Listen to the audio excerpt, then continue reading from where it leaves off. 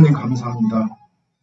또 세상이 어렵고 혼탁스럽고 아버지 처처의 기근과 전쟁이 있지만 하나님의 보호하심 가운데 예배를 드릴 수 있도록 불러주심을 감사합니다. 우리 예배를 받아주시고 우리 예배가 아벨의 제사가 되게 하여 주옵소서. 병든 자는 치료함 있게 하시고 뚫린 자는 자유함 있게 하시고 간구하는 자는 응답이 있는 주의 기름 부으심이 예배되게 하여 주옵소서.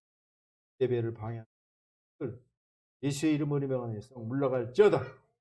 지켜주시고 하여 주옵소서. 예수님의 이름으로 기도합니다. 저는 본문 말씀을 갖고 문제를 해결해 주신 말씀을 우리가 세대를 보고 그 세대를 분별해야 돼요. 아침에 상을 보면서 누가 올 것인지 해를 것인지를 시리아에 1, 2만 명이 아니고 20만 명이 한 번에 죽었고, 그리고 터키의 지진, 우크라이나의 전쟁, 여러 가지들을 볼 때 박용을 깨달아야 돼요. 성조를 가서 앞으로의 나갈 때를 대응해나 멍하니 세속에 빠져서 그냥 흥얼거리다가 하루아침에 낙심하지 마세요. 포기하지 마세요. 아무리 어려운 가운데서도 꽃은 피고 부는 마지막 때에 천국을 준비해야 돼요. 사람이 사는 것도 과정이고 죽는 것도 사후의 삶을 전도하고 사랑하고 그다음에 봉사하고 다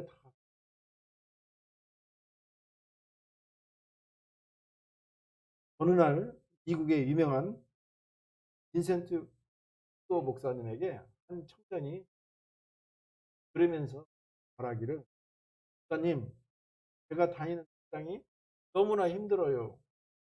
사장은 직원들을 생각지 않고 또 자기 배만 배불립니다. 월급은 너무 박하고 제 국 상관은 사장에게 가부만 합니다. 그러니 어디서 좋은 직장 좀 소개해 주세요. 이렇게 말하니까 표 목사님이 그럼 좋은 데를 하나 봤는데 저를 따라오시오.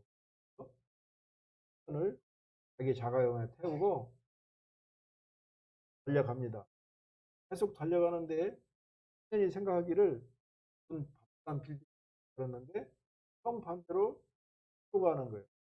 산으로 갔다가 또 갔다가 선생님 이상해서 목사님에게 묻습니다. 목사님 어디로 가세요? 사람하고 따라오기만 하게.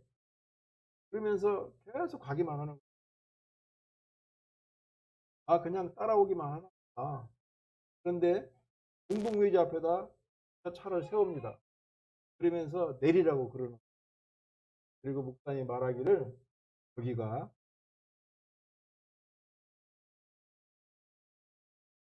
사람이 문제가 없으면 여기 있는 모든 사람들은 그럼 말이 없지 않는가, 그렇게 말하더라는 거예요.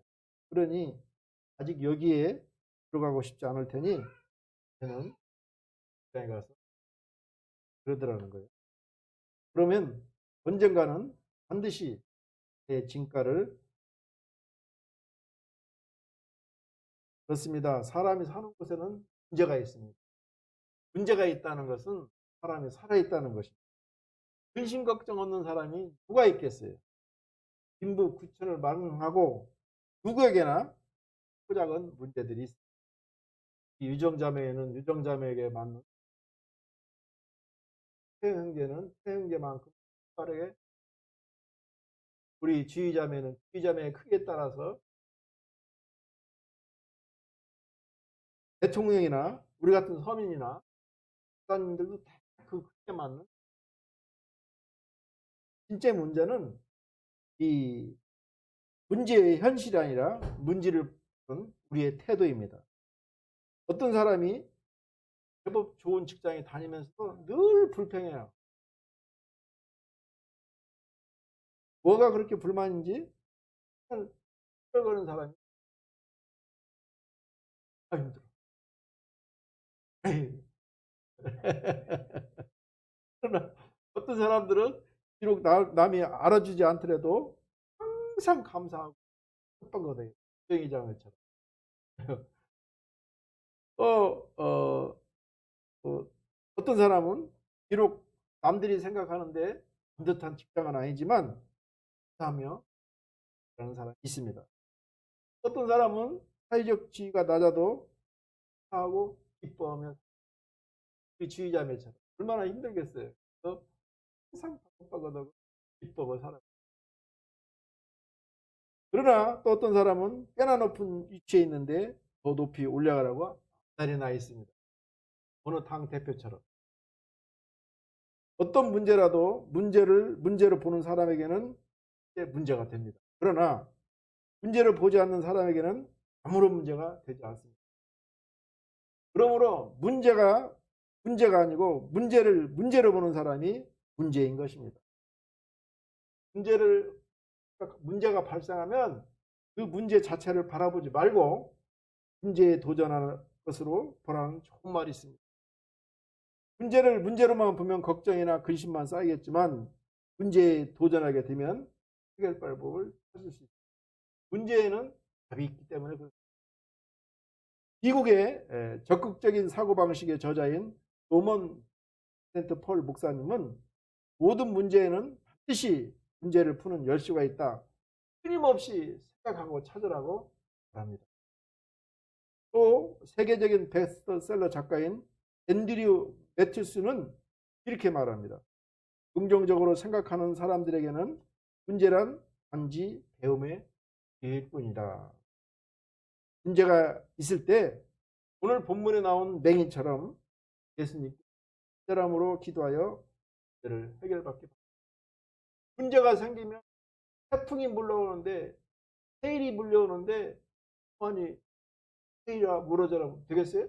문제라고 있어요. 주여 이 태풍을 물리쳐 주옵소서. 저에게 간구할 때 하나님의 것입니다. 그러기 위해서는 먼저 인생의 문제를 해결해 주신다는 하나님의 약속 위에 우리가 굳건하게 서 있어야 됩니다. 본문은 예수님이 전도사역을 위해 여리고성을 갔을 때 한 맹인을 만나게 되는 사건입니다. 유대인들의 사고에는 맹인이 된 것은 자기가 죄를 졌거나 아니면 부모님이 죄를 진 결과로 맹인이 됐다고 이렇게 생각하고 있습니다. 오늘 본문의 맹인의 이름은 바디메오입니다. 바디메오라는 뭐냐면 그의 이름이 아버지의 이름이 디메오인데 디메오의 아들을 바디메오 이렇게 말해요. 그러니까 여러분 바디메오는 자기 이름이 없는 사람입니다. 자기 이름도 없고 맹인이기 때문에 얻어먹고 구걸하는 정말 어려운 사람입니다. 구걸을 하다가 많은 사람들이 지나가는 소리를 듣고 옆에 있는 사람에게 무슨 일이라고 묻습니다. 예수께서 지나간다고 하자 맹인은 다윗의 자손 예수여 나를 불쌍히 여겨달라고 간절하게 부르짖습니다. 얼마나 크게 부르짖겠어요. 그죠? 그 수많은 사람들이 걸어갈 때 뒤에 있던 사람들이 맹인이 소리치자 조용히 하라고 꾸짖습니다. 맹인은 더 큰 소리로 외칩니다. 맹인이 더 크게 외치자 예수님은 제자들에게 그 맹인을 데려오라고 말합니다. 제자들이 그 맹인을 데려왔을 때 예수님이 묻습니다. 너 소원이 무엇이냐? 맹인은 조금도 지체하지 않고 보는 것입니다. 예수님께서 내 믿음대로 너를 구원하였다고. 여기서 우리가 알 수 있는 거는 기다려야 돼요. 누가 뭐라 해도 사람이 없으면 예수님이 듣지를 못해요. 예수님의 말씀을 듣는 순간 맹인이 눈을 뜨는 것을 다 봅니다. 그러자 이스라엘 백성들은 예수 이름으로 간구할 때 하나님께서 문제를 해결해 주심을 봤던 것입니다. 우리는 주님에 대한 올바른 신앙의 눈을 지녀야 합니다. 38절 말씀은 이렇게 읽습니다. 내가 그들을 쳐서 등이 일어나게 못하게 하리니 그들이 내 발 아래에 엎드려지리이다. 다윗의 자손이란 말은 구세주의 또 다른 말입니다. 구약에서 하나님은 메시아를 다윗의 후손으로 보내줄 것을 약속하고 강조했습니다. 다윗 왕국은 예수님이 건설하고자 하는 하나님의 나라의 모형입니다. 그러므로 다윗의 자손이라는 것은 결국 메시아를 의미하는 것입니다. 이 소경은 비록 육신의 눈은 멀었지만 영의 눈은 아주 온전하고 밝았습니다. 우리에게는 세 가지 눈이, 하나는 주관 보는 것, 또 하나는 마음의 눈, 힘만, 또 하나는 영의 눈이 있습니다. 그런데 이 소경 바디메오는 육의 눈은 못 보지만 영의 눈은 매우 밝았던 것입니다. 그는 바리새파 사람들처럼 예수님을 선생이라 부르지 않고 하나님이 약속하신 메시아로 믿고 부른 것입니다. 우리는 이 소경처럼 올바르고 온전한 신앙의 눈을 해야 됩니다. 예수님을 따르는 무리들은 허다한 사람들이 예수님을 올바로 알지 못하고 그분을 땅의 문제만 해결해 주는 세속적인 구사주로 믿고 따랐습니다. 배신자 가룟 유다도 그렇습니다. 예수님을 그런 분으로 알고 따르다가 실망하고 배신하고 그리고 결국 자기도 죽습니다. 아직도 우리 주변에는 예수를 바로 알지 못하는 사람들이 너무나 많습니다. 예수를 기적만 베푸시는 분으로 알거나 천원 드리면 10,000원을 주시는 분은 아는 사람들도 있고 예수님을 사회운동가나 선가로 알고 있는 사람도 많이 있습니다. 모두가 신앙의 눈, 영안이 먼 사람들입니다. 우리는 예수님을 하나님의 아들로 알고 영생 구원과 영보를 주관하시는 만유의 왕이요 통치자로 알고 섬겨야 되는 것입니다. 신앙의 눈이 올바라야 주님을 올바르게 섬길 수가 있습니다. 마태복음 16장 16절 말씀입니다. 시몬 베드로가 대답하여 이르되 주는 그리스도시요 살아계신 하나님의 아들이시니이다. 하나님께서 이 인생의 문제를 해결해 준다고 믿고 살아가야 되는 이유가 여기에 있습니다. 다음으로 삶에 문제가 찾아올 때 하지 마세요. 포기하지 마세요. 절망하지 마세요. 맹인은 자신이 해결할 수 없는 문제 앞에서도 하나님께서 해결해 주심을 믿고 포기하지 않고 간절함으로 부르셨던 것입니다. 절대 포기하지 말라. Never give up. 이 말은 영국의 수상 처칠이 썼던 언어입니다. 2차 세계대전의 위기를 극복한 영국의 수상 위스턴 처칠은 강강하고 끈질긴 성격의 수유자로 잘 알려져 있습니다. 이 유명한 말은 2차 세계대전이 끝나고 옥스퍼드 대학에서 처칠 수상을 초청했습니다.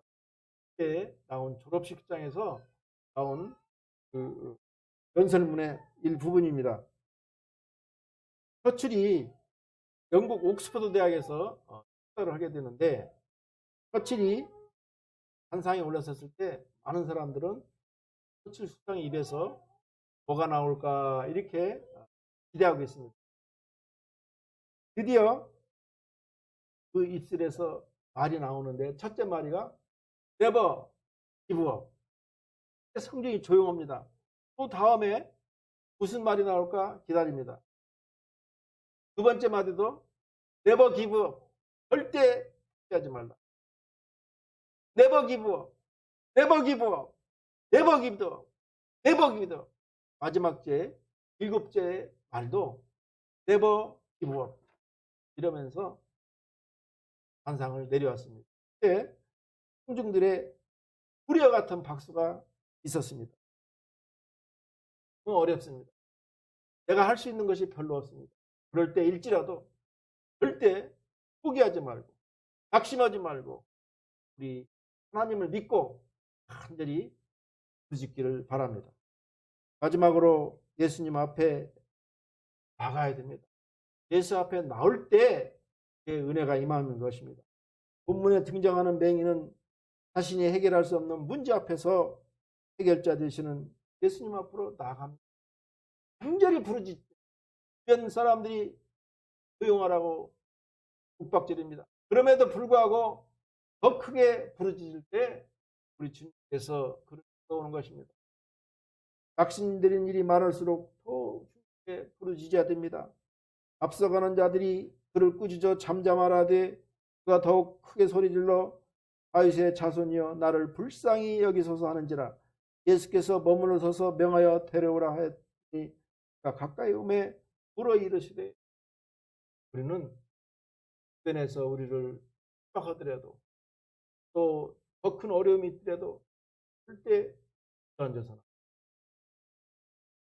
소경은 사람들이 꾸짖자 더욱 소리를 지릅니다.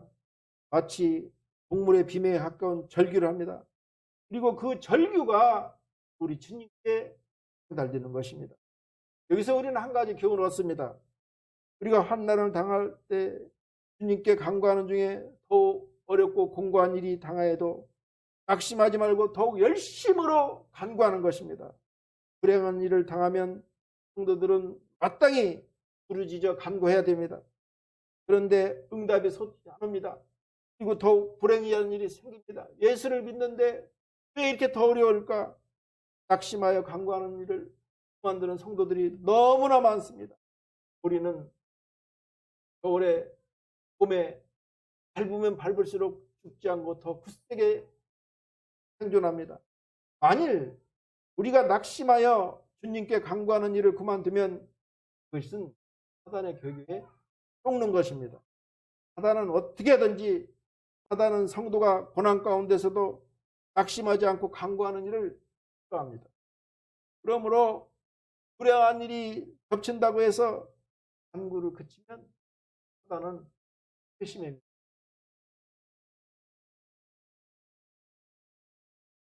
우리 주님께서는 우리가 어려운 일을 만나 부르짖으면 반드시 그 소리에 그 간구에 듣고 돌보시는 분이십니다.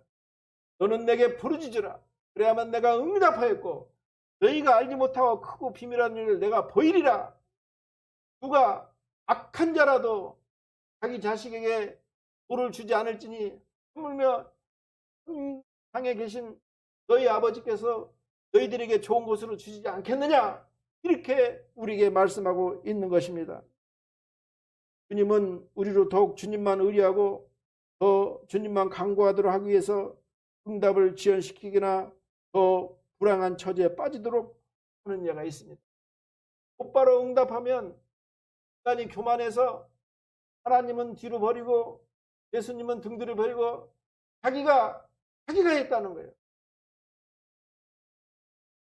그러므로 이렇게 응답이 지연되거나 더 불행한 일이 있다는 것은 하나님께서 우리를 연단시키는 하나의 방법인 것입니다. 불행한 일을 당할수록 우리는 주님을 의지하고 간구해야 됩니다. 그럴 때 주님으로부터 더욱 큰 기도의 은사를 얻게 되고 참된 믿음을 지닌 성도로 인정받게 되며 우리가 바라는 것보다 더 풍성한 것으로 우리의 불행스러운 문제를 해결해 주는 것입니다. 36편 34편 6절 말씀입니다. 이 공고한 자가 부르짖음에 여호와께서 들으시고 그의 모든 환난에서 구원하셨도다. 우리가 잘 아는 안과병원 김선태 목사님의 간증입니다. 목사님은 10살 때 교회 전쟁을 맞고 부모님이 폭탄에 별세하십니다. 그리고 김선태 목사님은 10살 때 폭탄에 타고 눈을 잃습니다. 그는 매일 주변 사람으로부터 벼락 맞아 죽을 놈, 연병할 때 죽을 놈, 우리 어려서 연병할 때 죽을 놈 많이들 저런 5살, 6살하고 뭐 무서운 얘기예요. 5살이 뭐냐면 가지를 찢어 죽는다는 거예요. 그걸 막 습관적으로 하는 거예요. 연병 맞아 죽을 놈. 이렇게 세상에 있는 모든 욕은 욕대로 다 얻어먹었다고. 하나님께서는 그의 힘든 삶 속에서도 좋은 사람들을 만남에, 우리가 어디 가든 만남의 축복이 있어야 돼요. 목사님이 쓴 땅을 잃고 하늘을 찾은 사람의 그 서두에 이렇게 나옵니다. 나는 세상의 눈으로 볼 때 서로 가난한 사람이었습니다. 어린 나이에 부모님도 여의고 군원도 잃고 친구도 잃었습니다. 적도 잃고 건강도 잃었습니다. 희망도 잃고 재산도 모든 것을 잃었습니다. 평범한 사람들이 세상에 태어나서 갖게 되는 가장 기본적인 것 모두를 잃은 것입니다. 그렇지만 나는 모든 것을 잃었기 때문에 있었습니다. 땅을 잃은 대신 내가 얻은 제일 큰 기쁨, 하나님의 아들이 된 뿐입니다. 그리고 지금은 시각장애인들을 위한 병원장이자 목사로서 하나님의 나라를 위해 적으로 살고 있습니다. 이렇게 기록하였습니다. 그는 지금도 사랑의 개인 수술을 통해서 수만 명의 시각장애인들에게 새로운 세상을 보여주고 있고 2007년도에는 박사이상까지 수상했습니다. 그는 맹인이었지만 하나님께서 그의 마음의 소원에 있던 소원을 들어주었던 것입니다. 모든 것을 다 잃어도 하나님을 잃지 않으면 인생에서 승리할 수가 있는 것입니다. 해결할 수 없는 문제가 얼마나 많습니까? 그럴지라도 우리는 믿음으로 담대히 예수님 앞으로 나가는 것입니다. 예수 앞에 나가면 우리 하나님께서 우리의 문제를 해결해 주는 것입니다. 맹인이 문제를 해결하기 위해서 예수님께 나아가자 우리 주님은 그의 믿음을 보시고 그의 문제를 해결해 주었던 것입니다. 말씀을 정리하겠습니다. 인생의 문제를 해결해 주신다는 하나님의 약속에 믿음이 굳건히 서야 됩니다. 다음으로 인생의 문제가 찾아왔을 때 낙심하거나 포기하고 자살해서는 안 됩니다. 마지막으로 인생의 문제가 찾아왔을 때 해결자 되시는 예수님 앞에 나아가야 됩니다. 우리 주님 앞에 나아가면 우리 하나님께서 우리의 문제를 해결해 주시는 것입니다. 이러한 은혜가 임하기를 주의 이름으로 축원합니다. 기도합니다. 하나님 감사합니다. 삶이 너무 힘들고 어렵습니다. 앞이 보이지 않습니다. 아버지 낙심하고 포기하고 손을 놓고 싶습니다. 그러나 우리 주님께서 오늘 말씀하십니다. 절대 포기하지 말라. 절대 포기하지 말라. 네버 기브업. 오늘 말씀하셨사오니 하나님 명령에 순종해서 포기하고 낙심하지 않게 하여 주시옵소서. 우리 주님께서 반드시 도우실 줄 믿습니다. 역사하여 주옵소서. 예수님의 이름으로 기도합니다. 아멘.